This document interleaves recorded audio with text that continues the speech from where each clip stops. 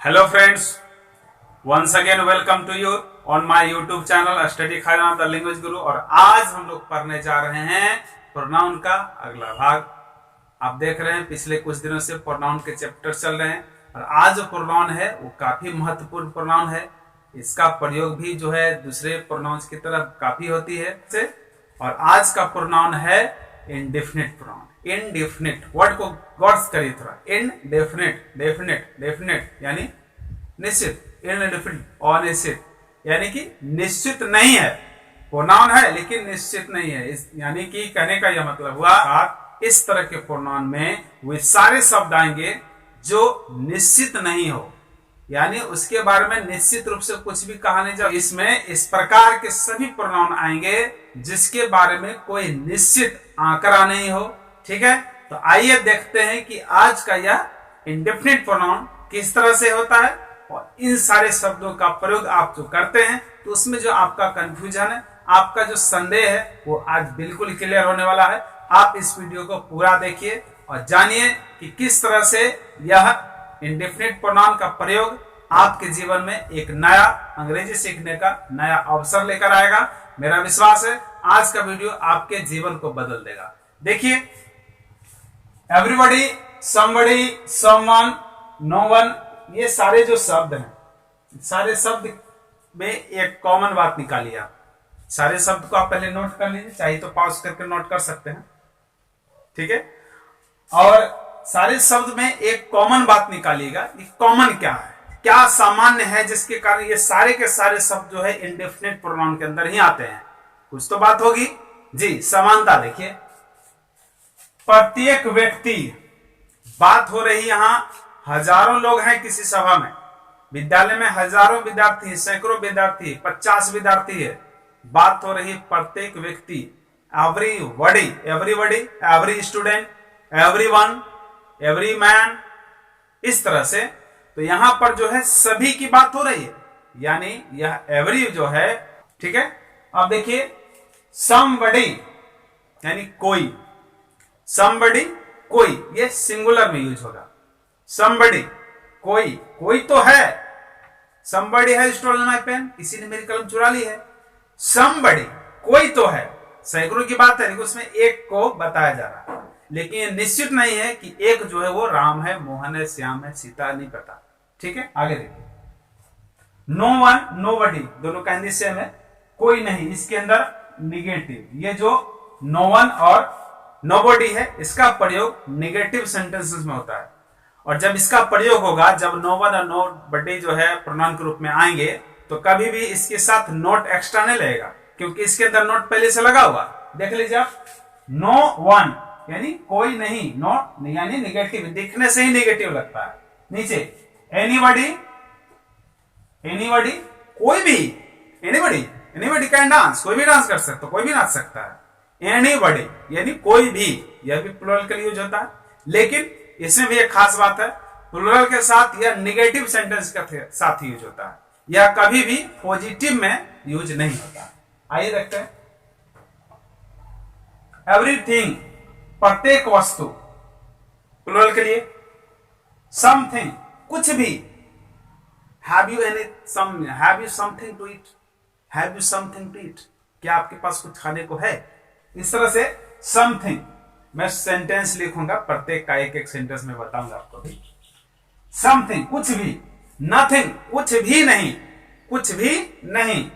अब है anything, anything कुछ भी, एनीथिंग कुछ भी, तो इसके अंदर भी निगेटिव। अब निगेटिव पॉजिटिव का थोड़ा सा थॉट समझ लीजिए। एनी जहां भी लिखा हुआ देख लीजिए आप, एनी, ये एनी, एनी, एनी, एनी, ये सारे एनी जो हैं वो निगेटिव सेंटेंस में सूट कराना, निगेटिव सेंटेंस के साथ ही एनी का यूज करेंगे।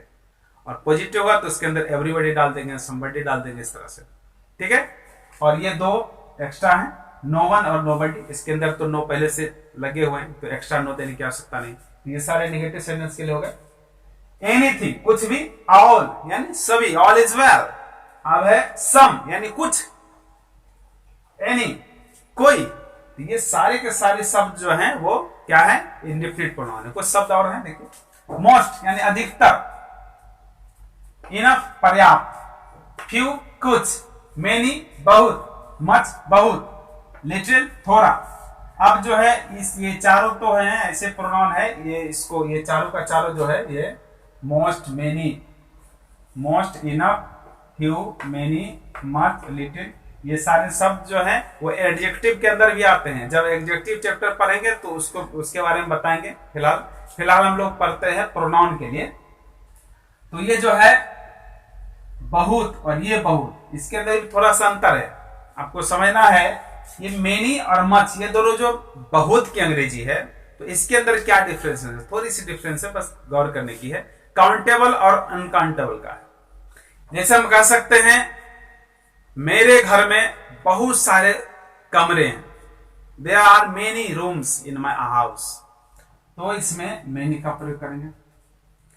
There are much water in the bucket, पानी में बहुत, बाल्टी में बहुत पानी है, बाल्टी में बहुत पानी। मच वाटर यानी कि जब हम काउंटेबल यूज करेंगे, काउंटेबल नाउन के साथ यूज करेंगे तो मेनी का प्रयोग करेंगे। जब अनकाउंटेबल यूज करेंगे तो मच का प्रयोग करेंगे।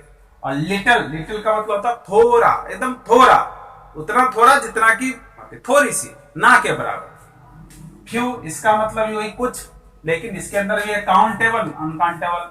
फ्यू जो है काउंटेबल के लिए यूज होता है, जबकि लिटिल जो है अनकाउंटेबल के यूज करते हैं। तो इसका जो है अधिकतम लेक्चर जो है आप सीखेंगे एडजेक्टिव के अंदर, किस तरह से इसका प्रयोग करते हैं, ठीक है। लेकिन इसका प्रयोग प्रोनाउन में भी होता है। आइए अब उदाहरण से समझते हैं कि इसमें किस प्रकार के उदाहरण को शूट कराते हैं और किस तरह से जो है इसको समझेंगे। आइए देखते हैं। तो आइए उदाहरण से समझते हैं। मैंने प्रारंभ में कहा कि एक एक उदाहरण दूंगा मैं, तो कुछ चुनिंदा शब्दों का, चुनिंदा प्रोनाउंस को मैं लेकर आया हूं और देखिए इसका उदाहरण कैसा है। एवरीबॉडी, एवरीबॉडी का मतलब होता है प्रत्येक व्यक्ति, यानी कि everybody wants to success in life. प्रत्येक लोग यानी हर एक आदमी चाहता है कि अपने जीवन में वह सफलता प्राप्त करे। अब देखिए यहाँ बहुत सारे लोग हैं, लेकिन इंडिकेट हर एक व्यक्ति को हो रहा है, ठीक है। तो प्लुरल होते हुए भी दिख रहा प्लुरल, लेकिन यह सिंगुलर को इंडिकेट करता है। इसलिए यहाँ देखिए आप ये वांट्स लगा हो, वांट्स यानी V5 है, और V5 जो है हमेशा थर्ड पर्सन सिंगुलर नंबर के साथ लगा करता है। इसलिए ये एवरीबॉडी जो है वह दिखने में तो प्लुरल है, लेकिन वह सिंगुलर के लिए प्रयोग होता है। अब आगे देखिए समबडी, समबडी जो है उसका मतलब होता है कोई। समबडी इज लुकिंग फॉरवर्ड, कोई आगे देख रहा है, कोई सामने देख रहा है, इस तरह से। अब है समवन, नो वन, यहां पर देख लीजिए हल्का सा, समवन मतलब कोई, और यहाँ नो वन मतलब कोई नहीं, यानी कि नो जो है निगेटिव सेंटेंस के लिए इसके अंदर नो लगा हुआ है। अब इसको देखिए समवन यानी कोई, someone is waiting for you, कोई आपके लिए इंतजार कर रहा है। तो यहां पर थोड़ा सा समझने वाली बात है, someone is waiting for you यानी वहां पर कोई ना कोई इंसान ही होगा। समवन यानी इंसान होगा, वो इंसान के लिए किया गया।